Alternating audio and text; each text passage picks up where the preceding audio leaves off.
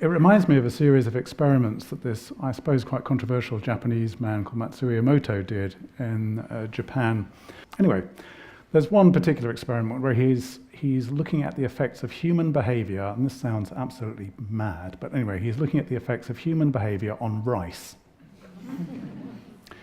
So he has this experiment where in his hallway he has 3 jars of rice. It's the same rice from the same packet emptied into 3 different containers. And on one, when he leaves the house each morning and comes back, to the first one he says, "I love you." To the second one he says, "I hate you." And the third one he ignores completely. And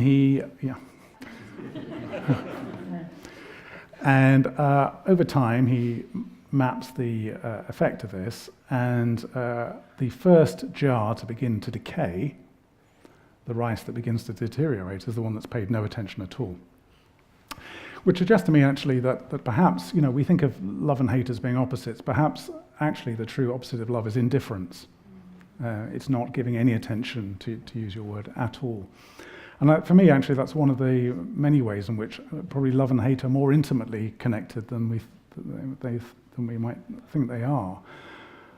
For a start, I don't really believe that hatred is a primary emotion in a way that love is. In other words, I think that hate arises as a reaction to something. And I say that just not as a matter of principle, but I'm also thinking of psychoanalysts. You talked about post-Freudians. I was thinking about Melanie Klein as you were talking. She does use the word hate, actually, in relation to young babies. And she says they will, even quite young babies, experience feelings of hatred towards their mothers when they're not picked up or fed or held. But it's not a primary emotion, it's a reaction to the interruption of the loving bond in some way.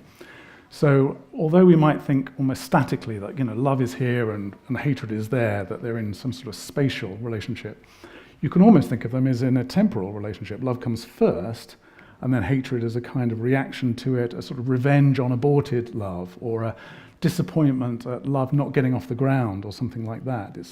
So hatred has a sort of, almost has a mourning for the impossibility of love kind of contained within it, as if we most spontaneously or most primarily would seek a love position.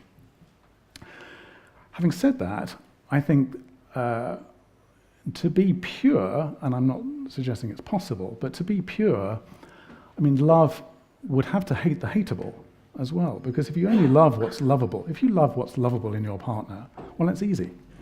There's no challenge in loving what's lovable. Presumably, it's only when you are confronted with what's hateable or extremely hard to love that the gesture of love becomes authentic in some way.